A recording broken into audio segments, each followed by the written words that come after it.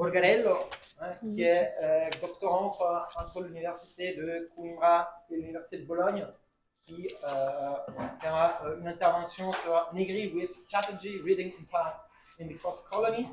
Après, on aura une intervention de Laurent BARONIAN, qui est maître de conférence en économie politique à l'université de Paris 13, et qui interviendra par contre sur comment relire un lire aujourd'hui au prisme de ce qui est en train de se passer en Israël, Palestine, et une troisième intervention de Tiziana Terranova, dont le titre est The Flesh of the General Intellect on the Feminist Anti-Colonial Critique of the Law of Value. Vous avez 20 minutes each. Okay, thank you. Thank you. Do you listen me or yeah? Okay. Okay. So in this paper, I intend to develop an initial cross-reading between Negri and art and Partha Chatterjee works. I will focus in particular on Empire and on Chatterjee's latest three works that I propose to read as a sort of trilogy. This includes The Politics of the Governed, 2004, Lineage of Political Society, 2011, and I Am the People, 2019. In the trilogy, Chatterjee develops a genealogy of the reconfiguration of political space and at the same time of the space of capital in the context of the Indian postcolony, within the framework of the transformation of global capital. In particular, he addresses the emergence of new declinations of what he and the rest of Indian subaltern studies, which is one of the founders, had previously called subaltern space, now termed political society. This space will be, according to him,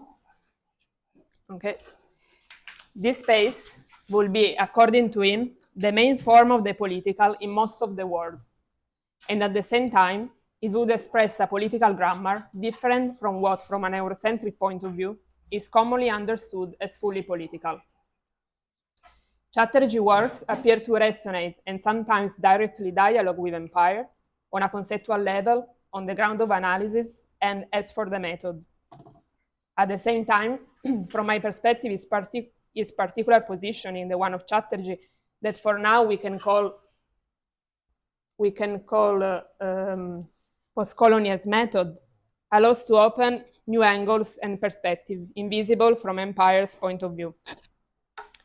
It's important to notice that the resonance between the two works are sometimes explicit, and especially in the case of Chatterjee, primarily critical, but more importantly, are rather implicit and undercurrent in the text.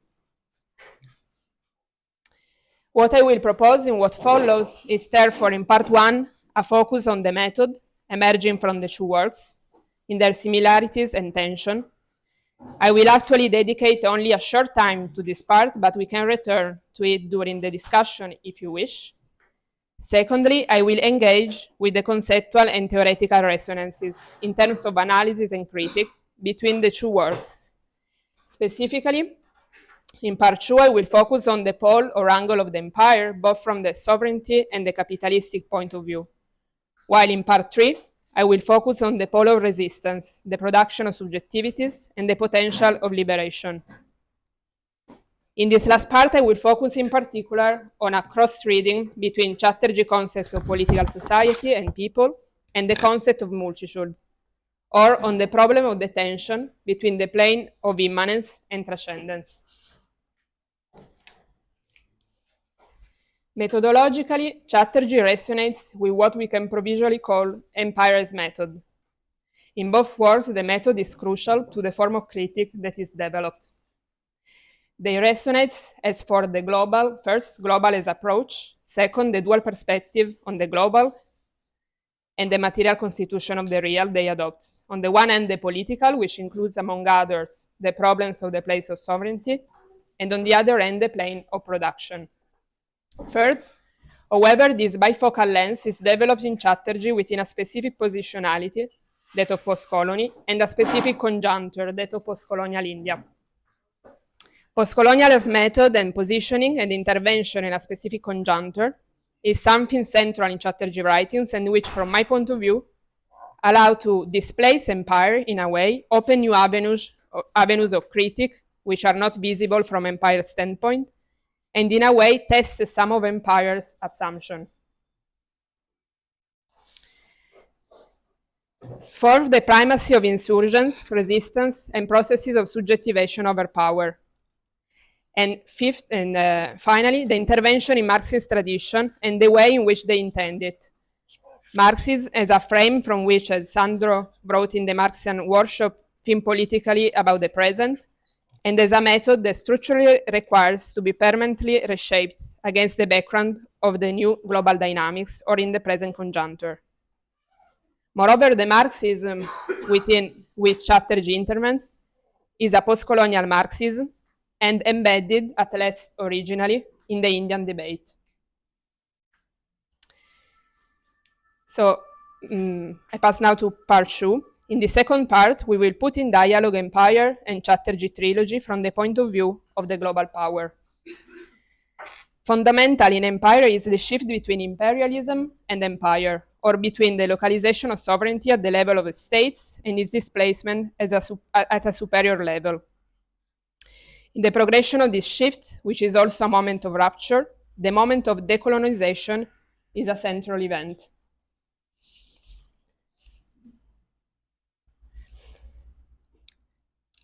So, from the angle of the political, on the one hand, in this shift, according to Arte and Negri, there is a passage of sovereignty, which entails not a disappearance of the state, but instead a repositioning of the state within the empire, and not the end of politics, but the end of autonomy of the political.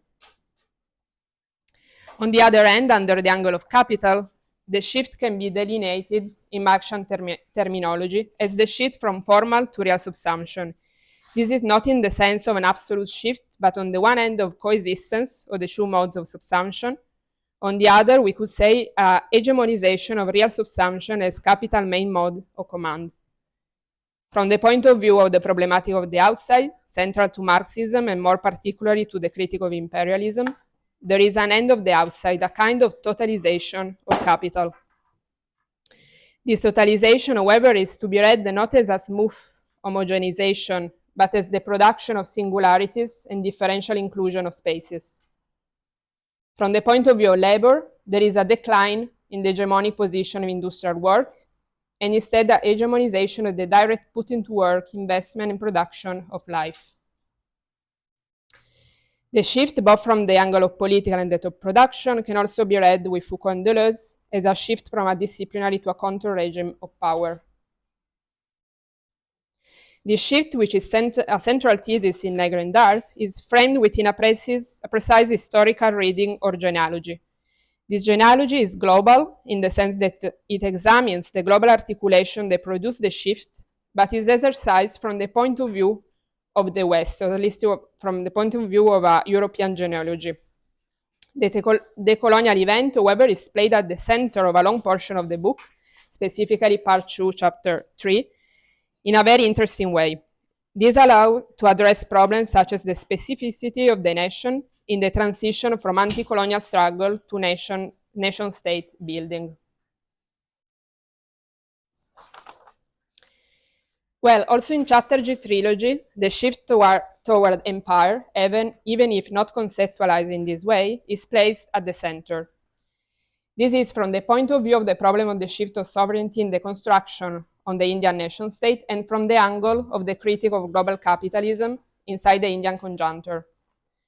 The point of analysis, however, undergoes a substantial inversion from that of empire. The point of observation is no longer Europe as the birth of sovereignty and capitalism, but rather Chatterjee entered directly into the laboratories of postcoloniality. This produced a shift in the terrain of analysis and the opening up of new questions. From the point of view of sovereignty in Chatterjee, a central focus is the transition from the colonial to the post-colonial era. This transition is interesting, in my view, if read through a tension that emerged from Chatterjee writings. On the one hand, the conflict between two blocs, colonial and nationalist, that confront each other in the anti-colonial struggle, and what this means for the repositioning of India within the global political dimension. On the other hand, the internal struggle of controlling and silencing the masses, that enormous potential for subjectivation, as written Empire, that had to be tamed somehow. In the second side, the focus is on the misalignment and the conflict between the formation of the people-nation and the nation-state, where nation building is read as triumph of one bloc over the others and the silencing of other possibilities, political, democratic, which nevertheless remain latent as historical and political possibilities or archives potentially to be reactivated. So from the perspective of sovereignty, the shift to the post-colonial era is certainly a reorganization of internal space, but also marked by a kind of neo-colonial continuity. In relation to Negri and art, on this point, we could say that Chatterjee concretely observed the process of political translation that Art and Negri called the logical sequence of representation from multitude to people and from this to nation. He also reads this translation process as a response to the power of the masses and an attempt to silence them. But he does so in the analysis of the singularity of the postcolony in the new version of modernity that are produced there. Still, from the perspective of sovereignty, and more specifically the nation-state, a second focus for Chatterjee is the articulation between state and capital through the concept of passive revolution of capital, a rereading on Gramsci concept that maybe we can deepen later if you wish. Finally, it's necessary to emphasize how in Chatterjee the state remain a fundamental referent. This is maybe the main point on which Chatterjee criticized Empire, for example, in another book, The Black Hole of the Empire. Considering now the global power from the point of view of capital, the shift materializes in a reading that is close to Art and Negri, at the same time as an advance on a global scale, but also within a qualitative rupture, which in short we can characterize as a shift from the prevalence of formal to real consumption, the totalization of capital, and the end of the outside. Chatterjee's work on this point is very interesting because he analyzes concretely what this shift means for India through the concept of accumulation, in particular rereading the work of Kalyan Sanyal, a heterodox Indian economist. As we know, the concept of primitive accumulation is taken up by Marx by many post-colonial authors, however, read it in non-Eurocentric ways, particularly out of historicistic linear reading of historical time. In Sanyal and Chatterjee cases, accumulation in contemporary time is no longer a dispositive to include the outside, but rather a process that takes place entirely within the space of capital and through which the command of capital is deepened. In particular, in India, this means the deepening of the real subsumption of the agrarian space and the creation of a mass of dispossessed, with consequent migration to the cities. This mass of dispossessed, however, is not directly included in the space of citizenship, nor in the wage labor space. Instead, it gives place to the space commonly called the informal economy. This space is not to be seen as a waste, but instead as on the one hand a product of global capital, on the other hand an active space in the reproduction and reconfiguration of capital. From this point of view, Chatterjee analysis resonates for me very strongly with Veronica works and analysis in La Raison Néolibérale, mainly, with her concept of neoliberalism from below, popular pragmatics, Baroque economies, with her redefinition of the very concept of informal and popular economies, and we are defining the space of informal economies as the instituting source of, or the origin of reality creation, and as a source of incommensurability. I want to emphasize here just a few points in Chatterjee analysis on these processes. One point here is fundamental. The mechanisms of accumulation are not analyzed from above, but in their effects of producing specific subjectivities, and above all as responses to lines of resistance and not vice versa. It is this resistance to accumulation that forces a series of actors, the state in premise, but today also NGO and others, to reverse the effects of accumulation. These reversal mechanisms take the form of a kind of differential inclusion of informal spaces in the space of both state and capital through governmental logic. These governmental logics, however, are not passively received by the actors that constitute informal economies, but instead perpetually renegotiate, redefine, and finally politicize.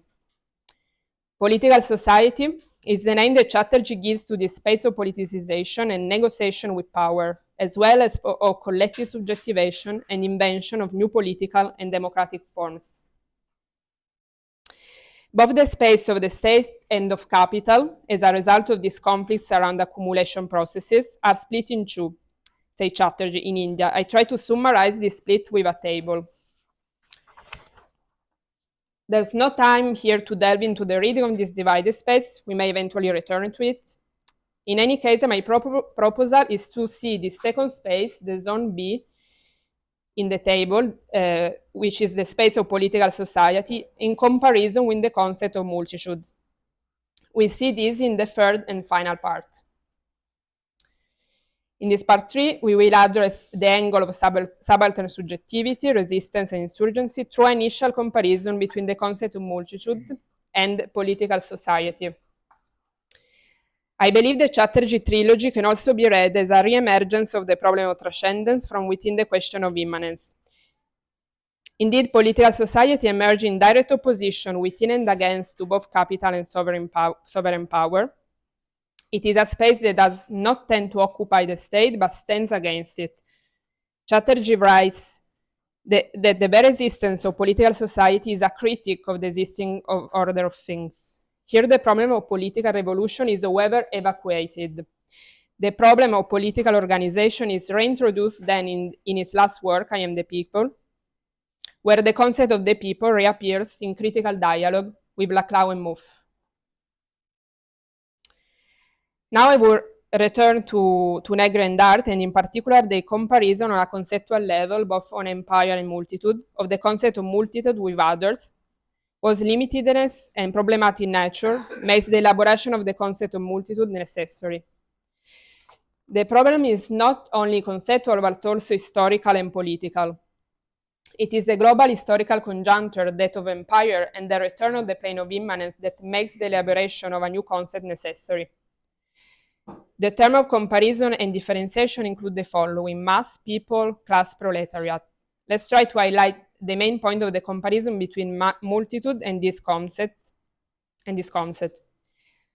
People, the problem with this concept is its tendency to unity and unification, to closure, and precisely for this reason is being the foundation of repressive national sovereignty.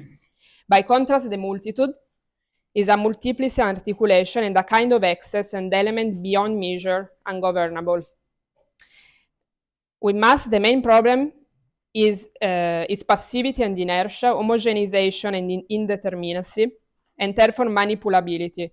On the contrary, the multitude is to be intended as a potential and is immediately political. Class, in a very interesting way, Negri and Dart state in no uncertain terms that the multitude is a class concept in multitude. They also write, I quote, "One initial approach is to conceive the multitudes as all those who work under the rule of capital, and thus potentially as the class of those who refuse the rule of capital."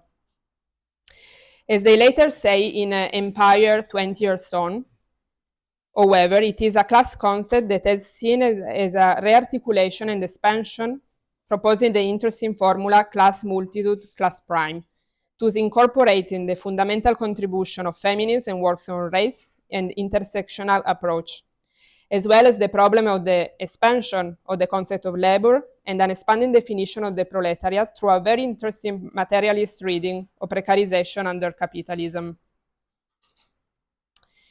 Negri and Dart do not confront the concept of political society formed in the same years by Chatterjee on the basis of a profound rereading of Gramsci, and which in some ways answers similar question. Chatterjee asked the same question, but again does so on a specific terrain, which is, as we have already seen, is both resonant with Negri and Dart, is the global capital and the tradition of Marxism, but displays the postcolony. So in what sense does the concept of political society attempt to answer this same question, and in what way? briefly, with mass, the contestation of the concept of mass and the reconceptualization of the space of the masses as a fully political space, namely fully modern and expressing its own politic, is the central issue of early Indian subaltern studies, which contest on this point the elitist reading, both colonial and nationalist. Chatterjee continued this project with his concept of political society. Chatterjee, like Negri and Dart, is wary of the unifying and homogenizing effects of the concept of the people. This is especially due to the Indian context. Nationalist movement, Gandhi himself, and then Nehru and his successor, have always sought to unify the multitude into people, serving the leadership and the nationalist project. The BJP, under Modi, does the same today, albeit in a very different key, through extremely violent and exclusionary processes, which Chatterjee analyzed in his latest book. Political societies, on the other hand, is a plurality and articulation beyond measure, beyond what is governable, a kind of excess or surplus, an open process without a preconstituted identity. Yet in Chatterjee writing is that it has a real referent. It is the set of the exploited who belongs to the popular informal economy. As already seen, the problem of organization and engagement with the state eventually reappears in Chatterjee with the reintroduction of the concept of the people, and thus with a dimension of transcendence and verticality. This happens in critical dialogue with Laclau and Mouffe. We can return to this later if you wish. Finally, class.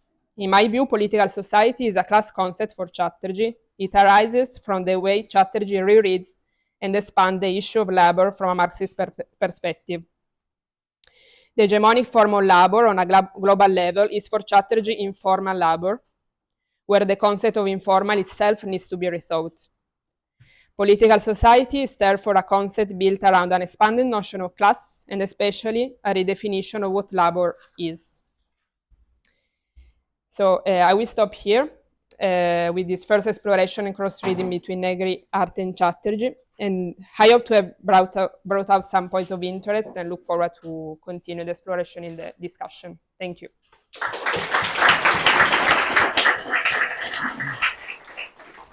Thank you, Francesca.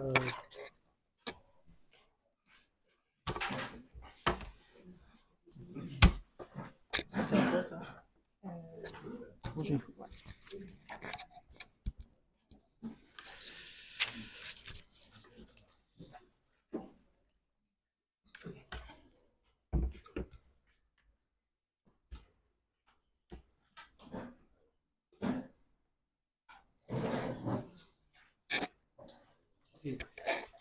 C'est bon, on entend là ou j'ai peut-être pas dans le micro d'ailleurs. Ah oui. Et là c'est bon.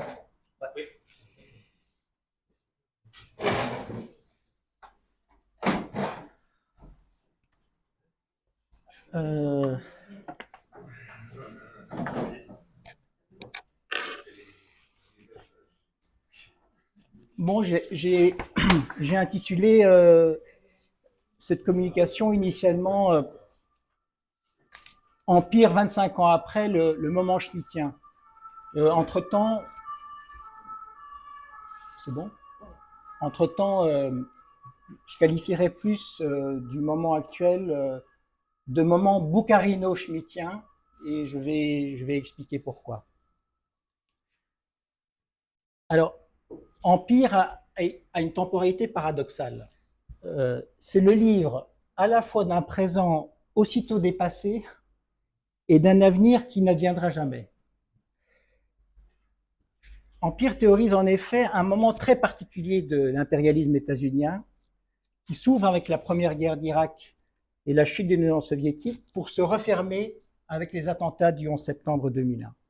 Et entre les deux, il y a la longue guerre de l'ex-Yougoslavie, décisive dans les efforts des États-Unis d'empêcher aussi bien une coalition eurasiatique, et on en voit les conséquences aujourd'hui, qu'une défense européenne autonome. Mais la particularité de cette décennie, c'est que les États-Unis veillent non seulement à obtenir un large consensus pour leurs expéditions militaires, mais à les adosser aux organisations internationales nées au lendemain de la Seconde Guerre. Et surtout, les États-Unis prennent soin, par toute une série de moyens diplomatiques, médiatiques, financiers, de donner à leurs opérations une dimension humanitaire incontestable, non sans avoir contribué à créer la situation qui la justifie aux yeux du monde, et je fais référence au soutien des États-Unis au nettoyage ethnique des Croates à Krajina, par exemple. Autrement dit, Empire intervient à l'apogée d'une période au cours de laquelle les intérêts particuliers des États-Unis semblent se confondre avec l'ordre du monde, dont ils sont désormais les seuls garants et pour la préservation duquel leurs interventions militaires passent pour des opérations de police internationale. Mais à partir de 2001, cette configuration vole en éclats. L'impérialisme états-unien passe de la protection légitime aux raquettes de protection, comme disait Charles Tilly. Et si aujourd'hui l'Amérique de Trump affole le monde, je vous invite à faire retour à l'Amérique post-attentat pour un dégrisement, puisque tout y est. Alors en version texane, et avec cette seule différence que les États-Unis étaient encore sûrs de leur puissance à cette époque. Et on peut mesurer l'écart entre la conjoncture sur laquelle est rédigé Empire avec l'état actuel des relations internationales, à la manière dont Hart et Negri pouvaient encore attribuer aux ONG et aux tribunaux internationaux les fonctions de préparation, de soutien, de légitimation des guerres impérialistes menées sous le sceau de l'humanitaire. D'où leur définition de l'Empire comme forme nouvelle de souveraineté qui n'est plus assurée par un appareil d'État national, mais par une combinaison d'organismes nationaux et supranationaux unifiés sous une même logique de gouvernement planétaire. Avec cette nouvelle forme de gouvernementalité décentralisée et déterritorialisée, je les cite, l'impérialisme s'est terminé. Aucune nation ne sera désormais puissance mondiale comme les nations de l'Europe moderne l'ont été. Alors certes, ils reconnaissent bien le rôle privilégié des États-Unis dans ce nouveau modèle impérial. Mais justement, les États-Unis ne fonctionneraient pas à l'étatique, mais du fait de leur histoire constitutionnelle, à la distribution du pouvoir en réseau dans un espace aux frontières mouvantes et en perpétuelle expansion. Alors Empire tire de cette nouvelle logique de pouvoir plusieurs implications dans l'ordre de la guerre. Tout d'abord, les actions militaires menées par le gouvernement impérial, dans la mesure justement où le pouvoir couvre la totalité de l'espace, apparaissent fondamentalement comme des guerres justes, conduites à l'extérieur contre les barbares, à l'intérieur contre les séditieux. Ensuite, les autorités d'intervention revendiquent un droit d'exception quant à la légalité de leurs actions, et ce droit d'exception se définit essentiellement comme un droit de police, aussi bien pour des besoins de prévention que de répression. Enfin, ce droit de police se légitime au nom de valeurs universelles, qui sont donc celles de l'humanité tout entière. Donc, bellum justum, état d'exception permanent et droit humanitaire constituent donc les trois coordonnées de l'ordre impérial par opposition aux guerres interétatiques, à l'ordre légal des traités internationaux et aux droits des peuples.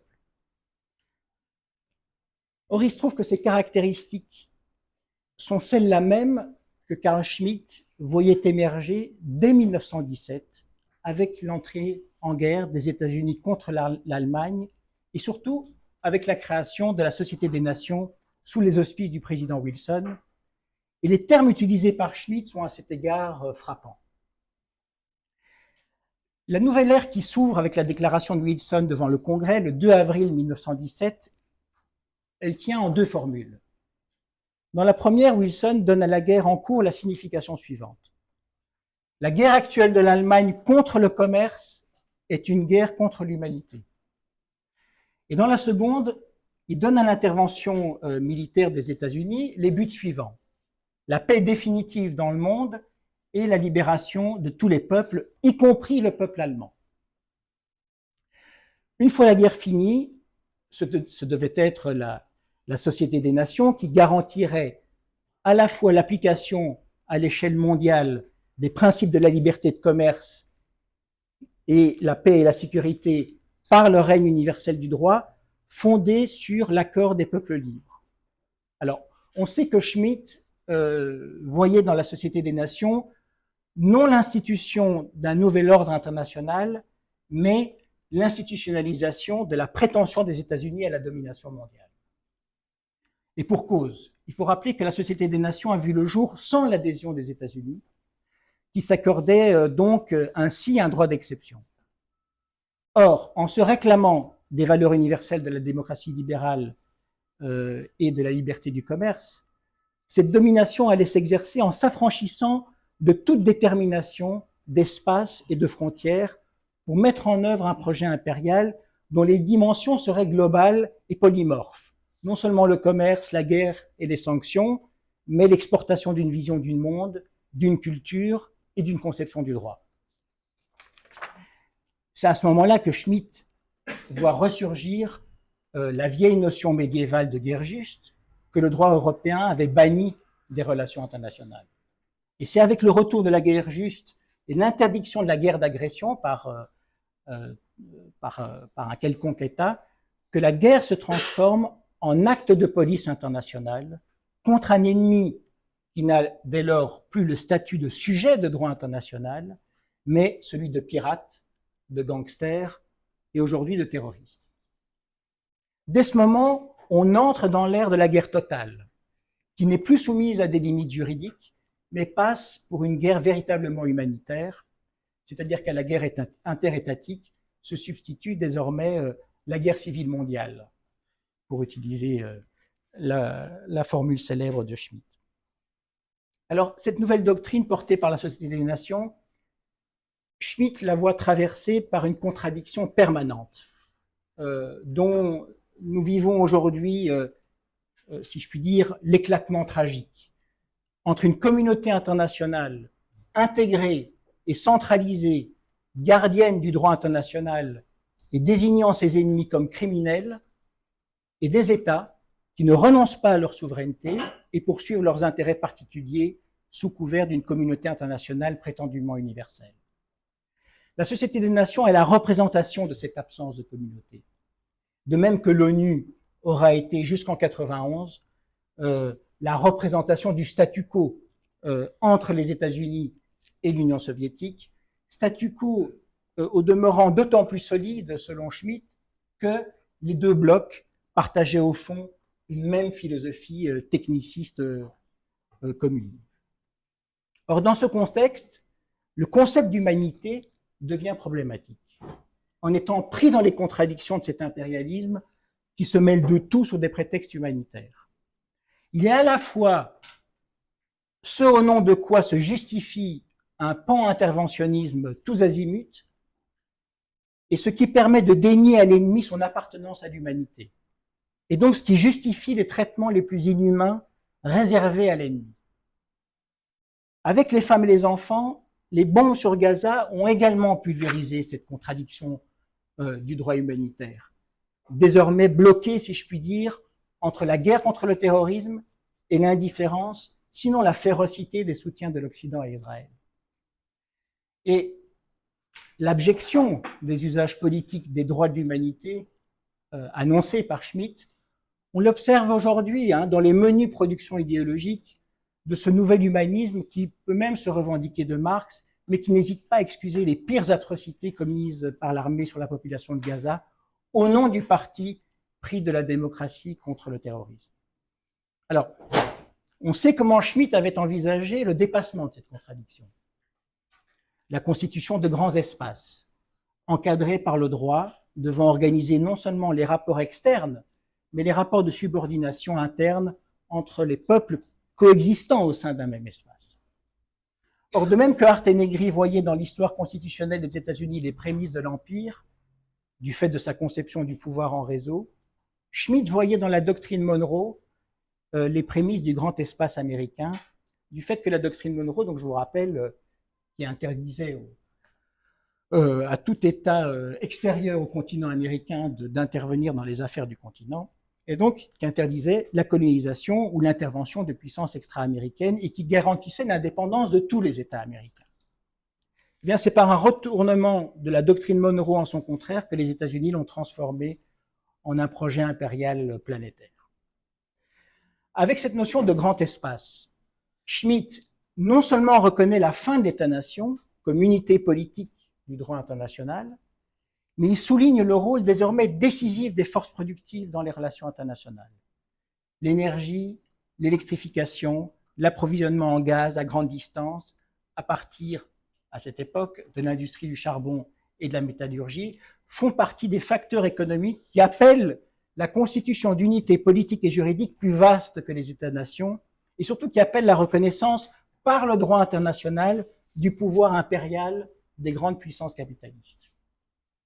Il s'agit donc de substituer des empires stables et délimités à un impérialisme par définition expansionniste et interventionniste.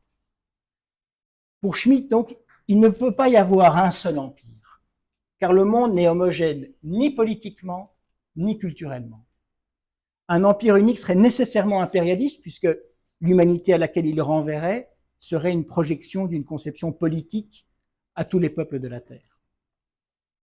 D'où une définition de l'empire comme puissance dirigeante, porteuse d'une idée politique, rayonnant dans un grand espace déterminé et qui exclut par principe les interventions des puissances étrangères. Mais quel est le principe de délimitation du grand espace? Qu'est-ce qui assure l'unité territoriale d'un grand espace? Chez Schmitt, c'est le peuple qui doit reterritorialiser le mouvement de déterritorialisation des puissances impériales. Et la notion de grand espace se veut justement une espèce de compromis entre les représentations nouvelles de l'espace que suscitent les forces productives d'un État. Schmitt les appelle pas forces productives, il les appelle les forces vitales. C'est des restes de rhétorique du Troisième Reich, ça, et la souveraineté territoriale des peuples. Mais étant donné justement qu'un grand espace est composé de plusieurs peuples, dont Schmitt assume leur hiérarchisation sous la domination d'un peuple supérieur, qu'est-ce qui fournit la mesure politique des frontières d'un empire?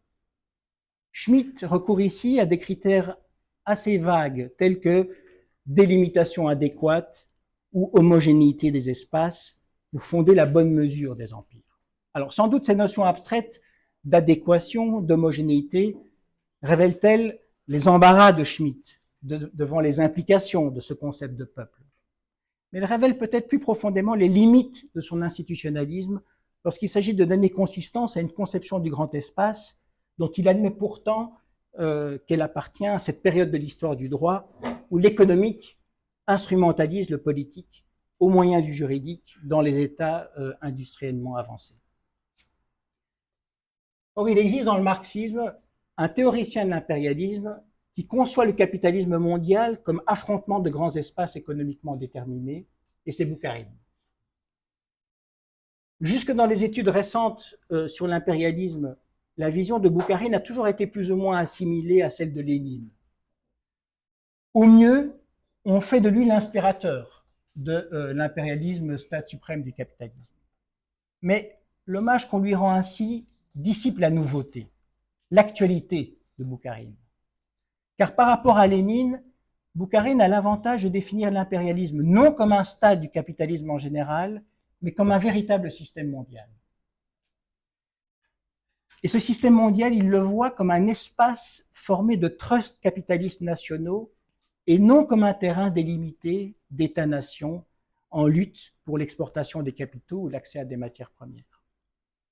Du fait de l'interdépendance des économies au sein d'un marché mondial intégré, l'affrontement opère donc entre blocs économiques et politiques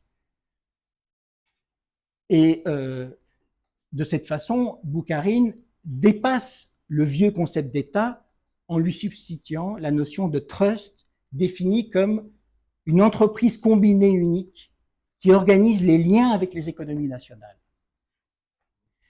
Grâce à cette organisation, la concurrence disparaît dans les économies nationales d'un même trust pour ressurgir dans le champ de l'économie mondiale et y adopter sa forme la plus extrême, c'est-à-dire la guerre. Ici, la guerre n'est plus comprise comme le résultat inévitable des conflits entre États capitalistes concurrents, mais comme la conséquence immédiate de la formation de trusts capitalistes nationaux dont l'impérialisme et le militarisme sont les caractéristiques fondamentales. C'est que la guerre est moins l'effet de la concurrence entre blocs que de l'inégalité de leurs conditions économiques. Ce qui veut dire que Bukhari n'exclut pas la possibilité théorique d'un trust universel, suivant Slahil-Fording, mais il exclut cette possibilité du fait de l'inégalité du niveau de développement des blocs économiques et politiques. Et donc, cette possibilité devient, de ce fait-là, pratiquement impossible. Un trust universel, autrement dit, ne peut résulter de la tendance à l'internationalisation du capital qu'au terme de guerres impérialistes éliminant les plus faibles. Et c'est dans ce cadre qu'il conviendrait aujourd'hui de comprendre la nature des affrontements polymorphes entre le grand espace toujours en mouvement des États-Unis et le grand espace en formation de la Chine contemporaine.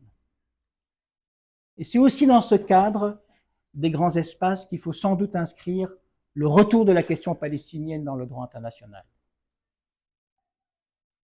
Le génocide en cours réinscrit dans le peu de chair qui reste à Gaza la contradiction du droit international que Schmitt percevait dans le système de la Société des Nations et de l'ONU et dont il dénonçait la barbarie latente.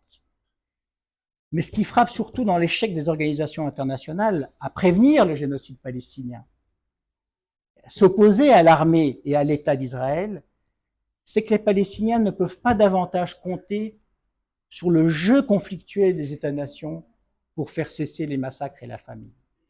C'est que, depuis 2001 au moins, les États-Unis se sont employés, au prix de plus de 4 millions de morts, à faire entrer le Moyen-Orient dans son grand espace, au sein duquel nous devons considérer le peuple palestinien pour ce qu'il est devenu du point de vue du droit, à savoir une minorité appartenant au grand espace états-unien, dont Israël est le bras armé régional.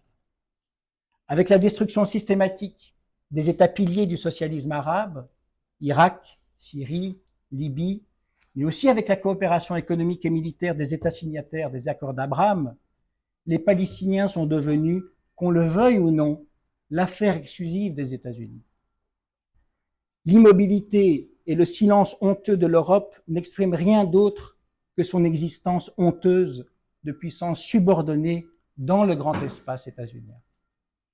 Or, on l'a entrevu lorsqu'on a abordé la question de la bonne mesure des frontières chez Schmitt, le traitement des minorités est bien le point aveugle de sa notion de grand espace, ou plutôt son retour du refoulé, car sans droit international, il n'est d'autre instance que celle du politique pour décider du sort des minorités dans les grands espaces. Pour Schmitt, il n'existe guère de crime contre l'humanité, parce que le concept d'humanité est utilisé comme instrument juridique d'ingérence dans les affaires internes des puissances étrangères. À vrai dire, Schmitt ne nie pas l'existence de ces crimes, mais dans la mesure où ces crimes heurtent directement le sentiment même d'humanité, il nie le besoin d'un quelconque cadre juridique pour les condamner et les punir. Ses positions sur les crimes contre l'humanité, et particulièrement sur les crimes de génocide, laissent penser qu'il s'agirait du seul cas où la distinction ami-ennemi, ici ennemi de l'humanité, fait l'objet d'un traitement dépolitisé. Autrement dit, les responsables de ces crimes n'ont plus à être considérés comme appartenant à la communauté humaine. Mais il n'en demeure pas moins qu'il y a au sujet des minorités une aporie interne au contenu et à la légitimité de la notion de grand espace qui tient à un concept de peuple suspendu entre la race et l'État. Et c'est ici que prend tout son relief le débat de Schmitt avec le normativisme de Kelsen à propos du statut du droit international, et donc il faudrait aujourd'hui reprendre les termes. Mais je voudrais conclure en revenant à 1917 et à Empire. La coïncidence semble être passée inaperçue, mais il se trouve que 2 jours après la déclaration de Wilson, qui appelait à la guerre contre les ennemis de la liberté et du genre humain, Lénine, de retour d'exil à Pétrograd, présentait ses thèses d'avril au parti bolchevique. Le texte s'adressait en réalité aux partisans du jusqu'au-boutisme révolutionnaire, qui, écrit-il, n'admettent la guerre que par nécessité et non en vue de conquête, et il leur rappelle qu'il existe un lien indissoluble entre le capital et la guerre impérialiste, qu'il est impossible de terminer la guerre pour une paix vraiment démocratique et non imposée par la violence, sans renverser le capital. Or, il n'est peut-être pas inutile de rappeler qu'à ce moment-là, la Russie passait pour être, à la faveur du régime de double pouvoir, le pays le plus libre du monde en termes de liberté. Liberté de la presse, liberté d'association, liberté de réunion, liberté de religion, là où les pays belligérants limitaient ces libertés et appliquaient systématiquement la censure pour soutenir et justifier leurs efforts de guerre. À 2 jours d'intervalle, donc, Wilson et Lénine énoncent 2 internationalismes, capitalistes et prolétariens, 2 centres de projection mondiale, les États-Unis et la Russie soviétique. Mais je dirais aussi, pour un temps en tout cas, 2 conceptions de la liberté. La souscription aux Liberty Bonds que l'État fédéral états-unien avait émis pour financer la guerre et les libertés civiles dans la Russie révolutionnaire. C'est sans doute cette opposition qui avait fourni à Schmitt le contenu de son concept de guerre civile mondiale qu'il voit naître justement en 1917. Mais n'est-ce pas cette opposition que Hart et Negri ont tenté de rejouer sous les formes de l'empire et de la multitude dans une lutte qui se joue des frontières, des peuples et des nations? En ce sens, on peut dire que l'ouvrage demeure, en dépit de son caractère toujours déjà dépassé, la référence pour mesurer ce qu'était devenu 1917 en l'an 2000. Je vous remercie.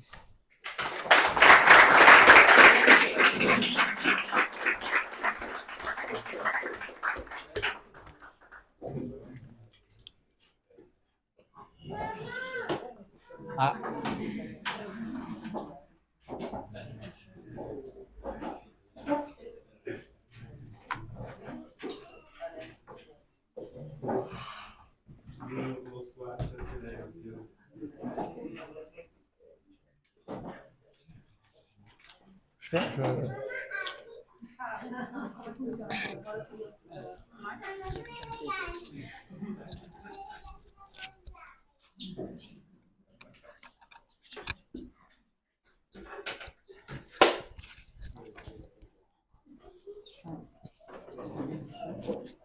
This full?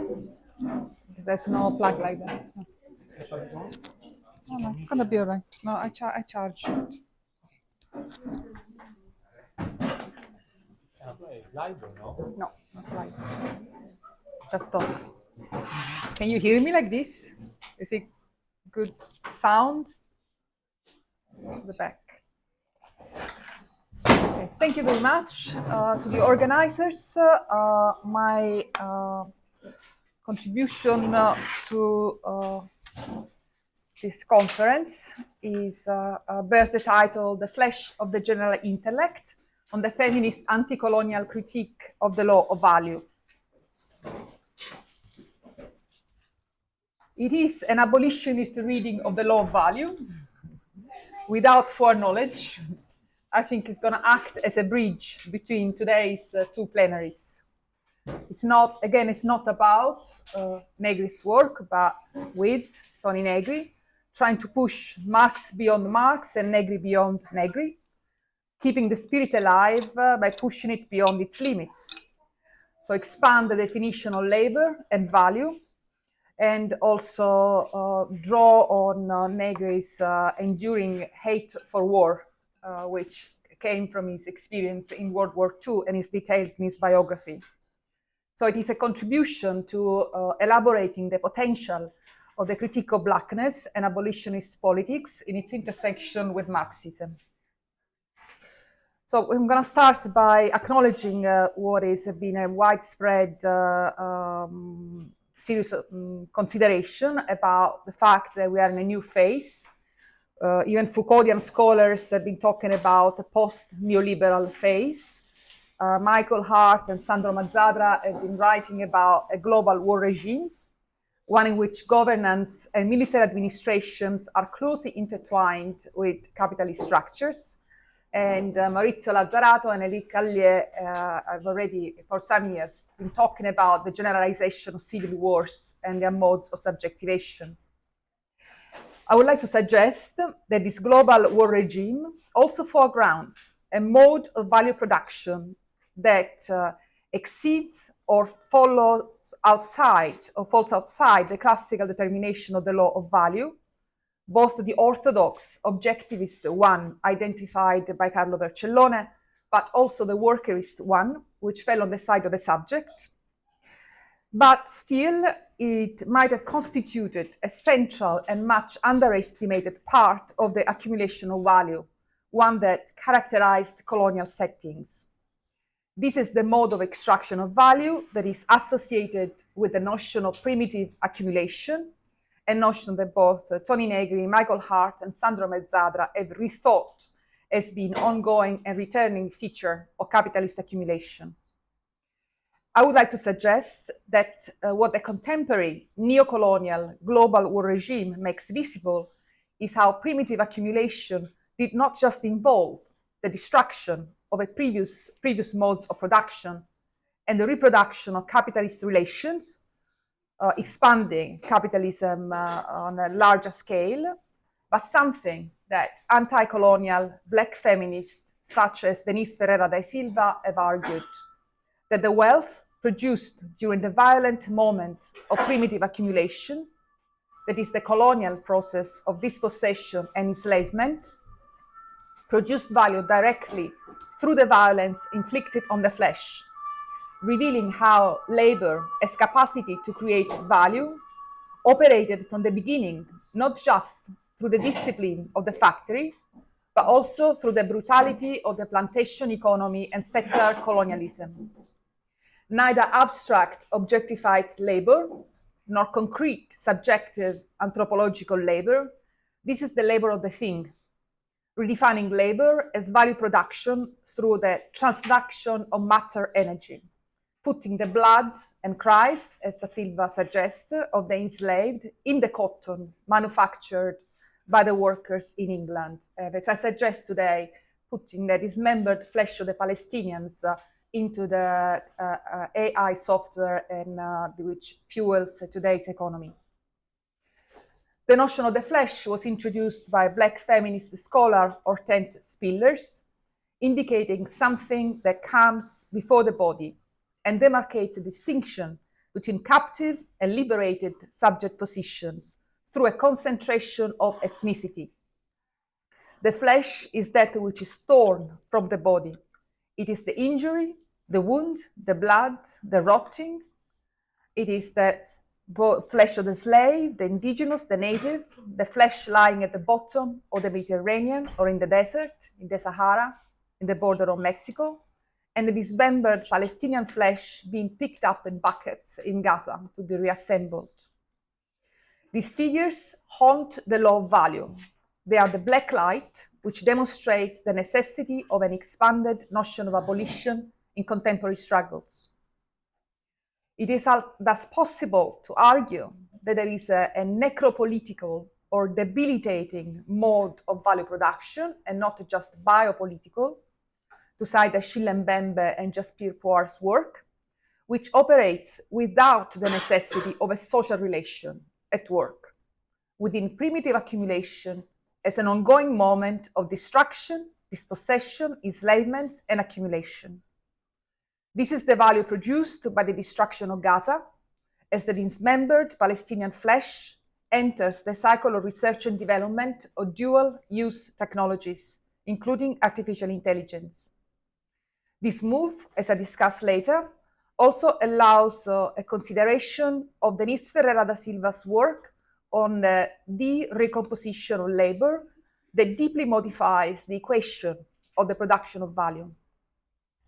As part of this larger movement of blackness and radical theory, Ferreira da Silva has, over the last decade repeatedly challenged the Marxist law of value as a construct, which, because of the onto-epistemological context out of which it emerged, entailed certain constitutive limitations.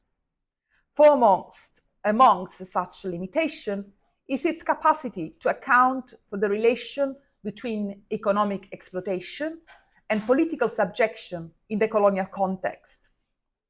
As she puts it, she is not interested in rescuing historical materialism as such or improving it, so we should bear that in mind, but challenging it and pushing it to confront its limitation in accounting for the question that has been implicitly asked by the Black Lives Matter movement and followed by the Palestinian Lives Matter movement. Why do black and brown lives do not matter? Why are they constructed as valueless and disposable?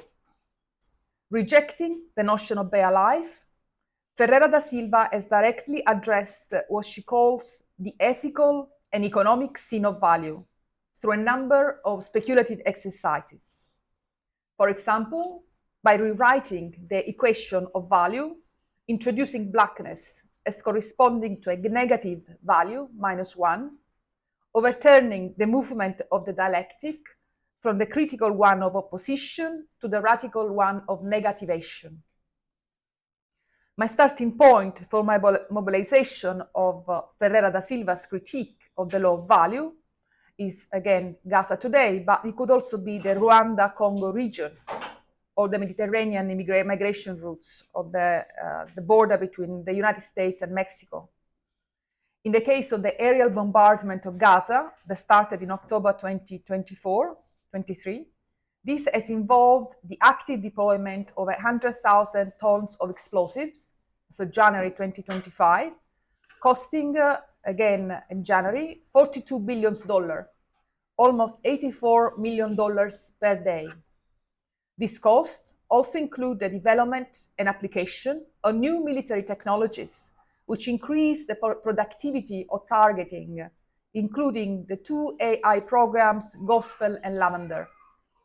The deployment of such AI tools has introduced a hyper-productivity of warfare that manifests in the scale of destruction, putting to work the dismembered flesh of Palestinians in the development of AI as military technology, where they compound with the blood, which is also embedded in the minerals extracted from microchip manufacture.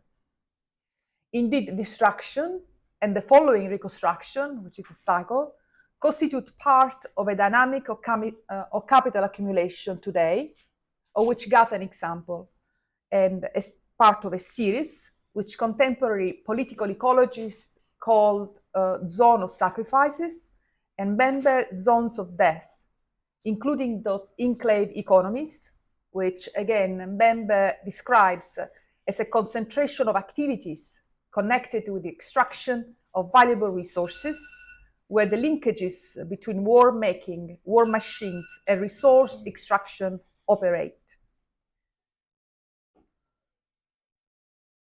One can also draw on Martina Tazzioli's work of Jasbir Puar about the way in which humanitarianism and the human rights framework is drawn into this economy, making them part of the humanitarian calculus and government. The necessity to abolish the European figure of man, which grounds the racial dialectic, makes the extermination of Palestinians and the Congolese as a result of their own ethnic characteristics. Their propensity for violence, which, for example, deflects on Hamas Palestinian deaths. In the third chapter of her book, Unpayable Debts, Ferreira da Silva undertakes the task of re-decomposing historical materialist analysis that position raciality as either antecedent or exterior to the history of modern capitalism. Instead, she argues that raciality should be understood as an onto-epistemological toolbox assembled through the discursive rules of modern knowledge and essential for fulfilling the needs of capital in the modern age. From this perspective, capital is a juridico-economic architecture composed of two modes of governance, the colony and the polity. These correspond to two distinct modes of appropriating land and labor.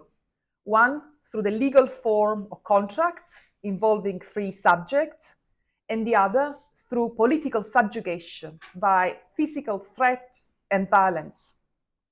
Whereas Marx suggested that the colonial mode of labor appropriation is superseded by capital as a result of the determinacy of the historical materialist category of labor, Ferreira da Silva contends that the colonial form of expropriation of land, labor, and resources not only recurs, but persists.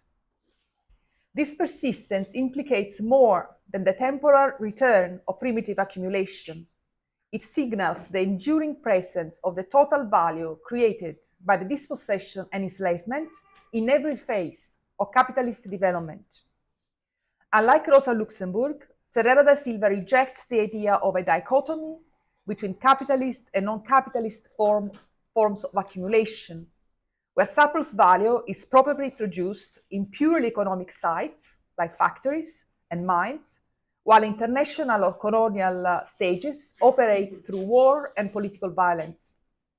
For Ferreira da Silva, the colonial stage is integral to capitalism and fundamentally shapes it. This conclusion necessitates rethinking the Marxian concept of labor in ways that dispense with a distinction between free and enslaved labor. To this purpose, she deploys the feminist figurative method. So the deployment in feminist theory of a figuration, which works as a device that decomposes certain theoretical scenes. We could think about Gayatri Spivak's figuration of the native informant, or Hortense Piller's the ungendered female flesh, or even Donna Haraway's cyborg. In her case, she deploys the figure of the wounded captive body in the scene of subjugation.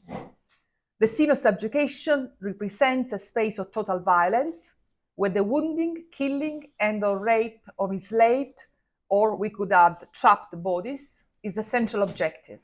It corresponds to Mbembe's necropolitics. The activation of the wounded captive body as a figure within this violent scene highlights the historical and ongoing role of enslaved labor and colonial extraction. It demonstrates how capital has lived and continues to live off colonial mechanisms of dispossession while deploying total and symbolic violence. The figure of the wounded captive body, or in my case today, the dismembered Palestinian flesh, challenges labor as an economic category, measure, an ethical signifier, the human as self-producing, self-determining, and free, underpinning notion of autonomy, and a juridical form, wage labor, implying equality before the law. Countering Marx's claims that enslaved laborers, like animals or other instruments of production, perform labor but remain unproductive, she suspends the juridical and ethical assumptions tied to wage abstract universalized labor. Instead, she foregrounds a notion of labor pure and simple as creative material capacity. This raw materialism redefines labor as transference and transduction of potential energy, grounded in the quantum and elemental levels of matter. This reconfiguration of value acknowledges that the body of the enslaved laborer, or the dismembered Palestinian flesh, is expended materially as a transfer of potential energy to production. This excess is registered on the positive side of monetary accumulation, which is making money out of these violent debts, but is not recognized, she claims, within classical historical materialist accounts of capital accumulation. Finally, some significant consequences emerge from this argument. I would just to draw on them. First, a vast expansion of the definition of labor to include categories that Marx deemed unproductive, such as slave and domestic labor, which we see as, has already been incorporated in Negri and Hart's work, but also the work of land, water, non-human animals, and technology, which political ecologists and philosophers of technology have also been arguing for. This shift aligns with recent feminist and political ecological theories of labor. It recognizes the process of transference and transduction that transgresses the boundaries of sequentiality and separability. It accounts for how technologies such as AI or finance can incorporate elements and quanta derived from deeply interconnected sources. The resurgence of imperialist and colonial war economies highlights how blood, sweat, mangled flesh, diseased bodies, and poisoned land contribute to the production of value. The second consequence stems from the notion of negative accumulation, which accounts for how the total value produced by colonized land, enslaved labor, and exterminated native is retained by the owners and correlates with the economic deficit attributed to the descendants of the enslaved through racial dialectics and dispossessed. This framework is evident in the ways in which the descendants of slaves or the descendants of colonized nation have inherited the structural poverty as negative accumulation. She also thinks about negative accumulation as perpetuated through segregation and mass incarceration.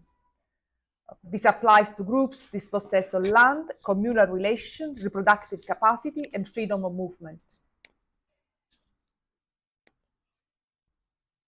Finally, we can see how war, from this point of view, is not just a way to divide labor, but also indicates how capitalism has structurally functioned within two modes of governance, the colony and the polity, which assures different modes of appropriation of land and labor through a legally binding agreement and the threat and employment of violence. I would like to conclude by drawing back on what Michael said this morning, so how we can intersect Marxist historical materialism with abolitionist politics. I think that this critique of the law of value from the perspective of blackness, which is what Ferreira da Silva is doing, it grounds the project of abolition of capital in an expansive mode of recognition of value, which makes things like genocide, enslavement, dispossession not something external or precedent, but something which fully participates in the reproduction of the capitalist economy and the accumulation of wealth. And it sides with the thing and not the subject as ground for solidarity, bypassing the European figure of the subject or man, which is not working very much as a ground of solidarity, and regrounding an image of the world in deep implicancy rather than separation as ground of organization. Thank you.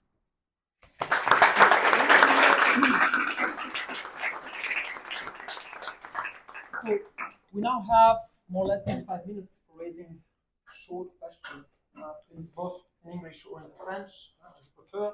On a à peu près 25 minutes pour poser des questions en anglais ou en français, comme vous le sentez, des questions pas trop longues, s'il vous plaît.